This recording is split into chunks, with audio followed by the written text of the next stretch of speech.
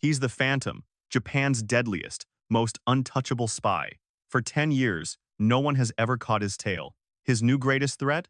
This high school girl, who just wants to give him a box of poorly made cookies. He's convinced she's a rival assassin setting a honey trap. She's just a girl with a massive crush. This is the hilarious story of what happens when a paranoid super spy gets stalked by his biggest fan. People, big or small, all carry around secrets. While a woman in his bed whispers, "You're very beautiful today too, President." A man she knows as Suzuki, Kun is busy making all of her secrets his own. As she leans in for a kiss, his phone chimes, confirming the data copy is complete. Her hobbies, her debts, her unfaithful relationships. In other words, everything about her is now in his possession. This is the reality of an extraordinary world where people lie and get lied to.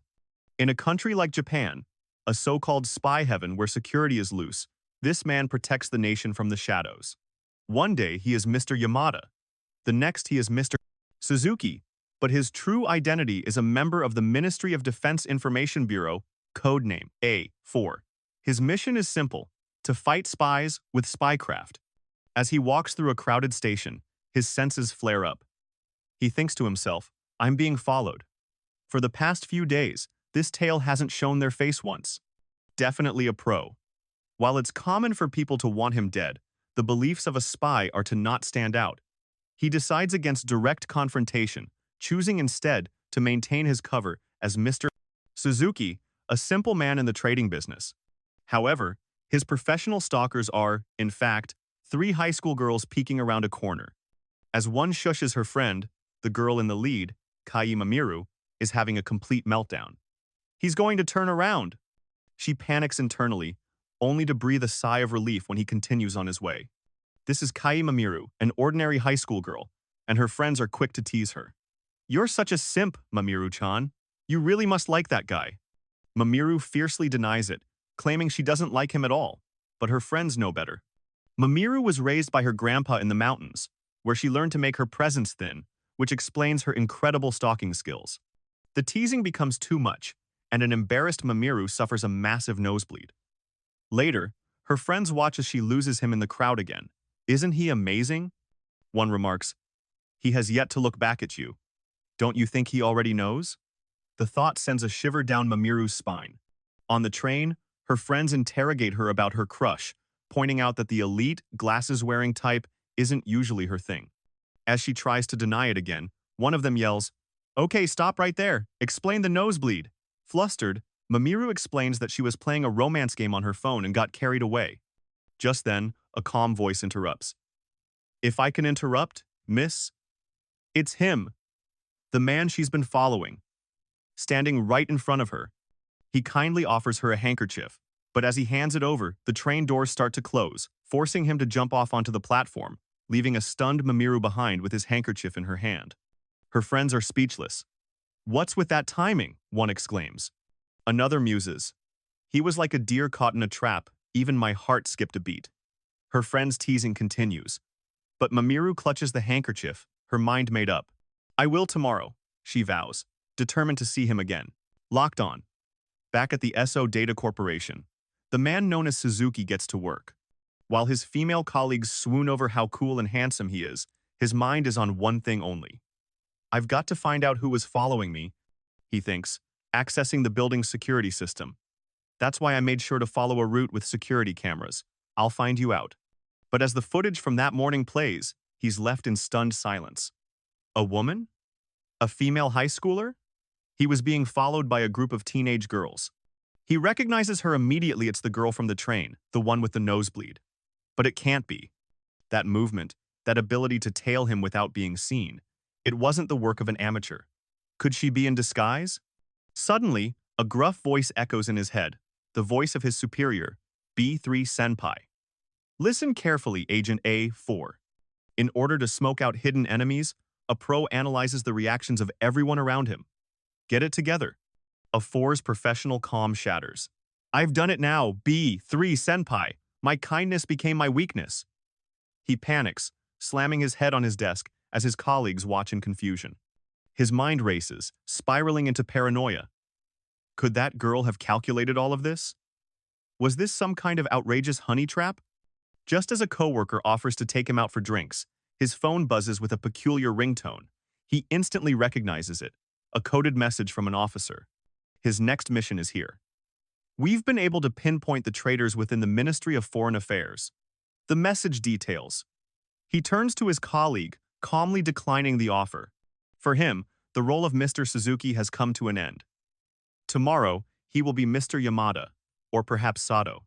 Waving a final goodbye to the office, he thinks to himself, there won't be a soul that knows Mr. Suzuki anymore. Whether I'm liked or hated, it doesn't matter. I must dedicate myself to the defense of Japan only. He knows this means the girl who followed him will never find him again.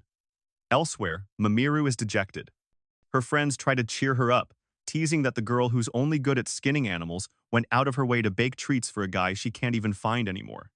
But as they offer to buy her pancakes, Mamoru's gaze suddenly sharpens. Her heart skips a beat. What happened to your love for the deer glasses man? Her friends ask, bewildered. But Mamoru has locked onto a new target, a gruff-looking old man. That person, she declares with strange certainty, is the deer? Her friends think she's gone blind, but Mamoru is insistent. I can tell by his smell, she says. Her instincts prove correct as they watch the old man follow a beautiful woman through the crosswalk. That woman is Uragi Ritsuko of the Ministry of Foreign Affairs, a traitor leaking confidential information. And the old man, Agent A4's Superior B3, closes in, a grim smile on his face. I've finally caught your tail, he growls. Mamoru and her friends can only watch in shock, realizing they've stumbled upon something far more dangerous than a simple crush. The realization hits Mamoru like a bolt of lightning. Spy? A spy woman? She blurts out, pointing at the traitor. The old man, Agent B3, is equally stunned. Impossible. Did she see through my disguise? He thinks. Deciding retreat is the only option. At this critical moment, he bolts. Mamoru's friends can only watch in awe as she becomes unbelievably bold and gives chase. With impossible speed and agility, she leaps across rooftops, easily keeping pace with the veteran spy. B3, convinced he's being double-tailed by an enemy minion, is completely rattled. He throws a decoy, but she catches it with ease. Finally cornered, he watches in terror as she holds up a box. She's got a bomb! He screams internally, bracing for the worst as she yells. I baked. Cookies! On the rooftop, the standoff is tense. The agent is terrified, believing this girl is a crazed suicide bomber. Stop! Don't come any closer, you're crazy, he shouts. But Mamoru freezes. The memory of her grandpa's words floods her mind. The best distance between you and your prey is neither near nor far. If you can't do that, you're sure to be hurt. Overwhelmed with regret, she realizes she should have just watched from a distance. As Mamoru rejoins her friends in an alley, their reunion is cut short. The traitorous spy, Ritsuko, appears with two armed men, a chilling smile on her face. You did well, Mamoru. Chan, she says sweetly. Could you please let me ask you a few questions? Soon, Mamoru and her friends find themselves tied up at a construction site. Ritsuko interrogates them, convinced they're rival agents. Don't play dumb, she sneers. For those in our line of work, that man is a legend. That legendary spy is none other than Ministry of Defense Agent, A4, also known as the Phantom. Having lost sight of Ritsuko, A4 receives an urgent email from headquarters, a background check on Mamoru. The report details her entire life, concluding she's nothing more than a normal high school student who spent 7 years secluded in the mountains with her grandfather. But A4's paranoia won't let him accept it. Stop lying! It's a spy's job to doubt, he yells to an empty rooftop. His eyes then fall upon the bag Mamoru dropped. Suspecting it's the bomb, he carefully opens it, only to find cookies shaped like bombs, a brand new handkerchief, and a note. The note is a simple, sweet thank you for the handkerchief he'd given her, along with her line ID and a wish to get to know him better. A4 is completely baffled. His mind races, trying to decipher it as a complex code, a substitution cipher, anything but what it appears to be. But the truth is unavoidable. This girl is just a normal high school girl. Or is she? The note isn't a code. It is just what it says it is. Staring at the simple, heartfelt message, Agent A4 feels the weight of his own paranoia. I got so accustomed to doubting everyone, he thinks, a bitter realization dawning on him. It's a trait required to protect this country. But she was just an innocent girl, one of the people I was trying to protect, and I ended up hurting her. His professional skepticism finally shatters. Still, old habits die hard. He picks up one of the cookies, his mind instinctively jumping to the worst conclusion. Not a bomb, but they must be poisoned. He takes a cautious bite, only to immediately cough and spit it out. But it's not poison. No, that's not it. He realizes with a start. It just tastes bad. A small, genuine smile touches his lips. She tried her best making these. Isn't that sweet? Meanwhile, at the construction site, Mamiru and her friends are still tied up. Lucky he's a spy, one friend says, trying to lighten the mood. He's just as bad since he sneaks around and deceives people. But Mamiru's admiration has only grown, much to her friend's confusion. Their captor, Ritsuko, sees an opportunity. She offers them a deal. Help her catch A4, and she'll let them go. Her men are suspicious of the girls, but Ritsuko has a different plan. She was going to use the secrets she'd stolen as a bargaining chip to escape the country, but if her plan fails, she can't leave witnesses. What about these kids? Her subordinate asks. With a cold, final command, she says, get rid of them. But just as her men move in, a figure bursts through the air, a whirlwind of motion that takes them both down in an instant. A4 has arrived. Ritsuko is stunned. A4! How did you find me? He holds up Mamiru's note. I was just coming by to apologize, he says smoothly. But finding the target is a nice bonus. Your phone was pinpointed through a certain line account. He turns to the girls, his expression softening. I misunderstood and had a terrible attitude toward you, Mamiru-san. I'm sorry you got caught up in this. He looks directly at her, making a startling confession. To say it frankly, when I was chased by you, I got all worked up. You were the only one to find a faceless me. I was so happy. Mamiru's heart soars as she thinks. Those are my true feelings. A4 then turns back to Ritsuko, adding with a deadpan expression. Also, thank you for the cookies. They were gross. Ritsuko scoffs, disgusted by this humanified version of the Phantom. Don't make me laugh. She sneers, tired of the games. I'll turn you back to a ghost, A4. With a wild grin, she pulls out a real bomb. Before anyone can react, she throws it. A4 draws his weapon in a flash, his voice a low growl. You're mine. He fires, hitting the explosive in midair. The resulting blast tears through the unstable structure, sending debris and the high school girls plummeting. A4 acts instantly, grabbing one of the friends. Hold on, he shouts. But his eyes lock onto Mamiru, who is still falling. Without a moment's hesitation, he leaps into the abyss after her. As her friends scream in terror, Mamiru can only watch as A4, her Mr. Deer, dives off the crumbling structure after her.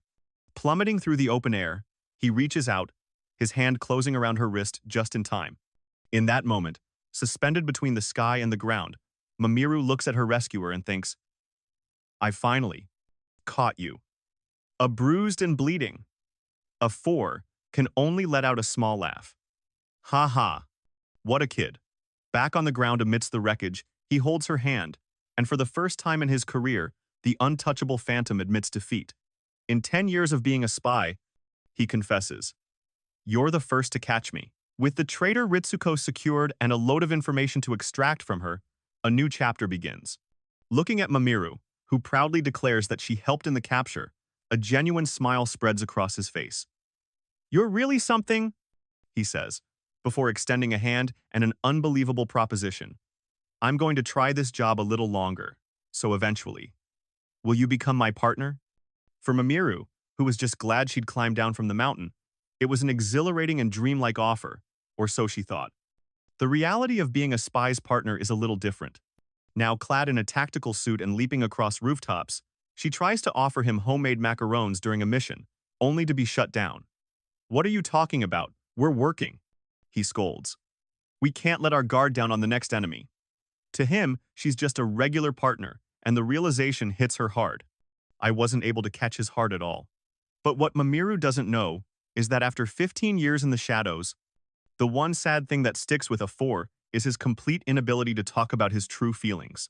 While on the outside, he's all business, Inside, he's melting. Ku, I'm so happy. Mamiru-san, you're so cute. And so, the two put all their worries and feelings aside, channeling everything into defeating their enemies. For now, their love remains top secret, ensuring another peaceful day in Japan.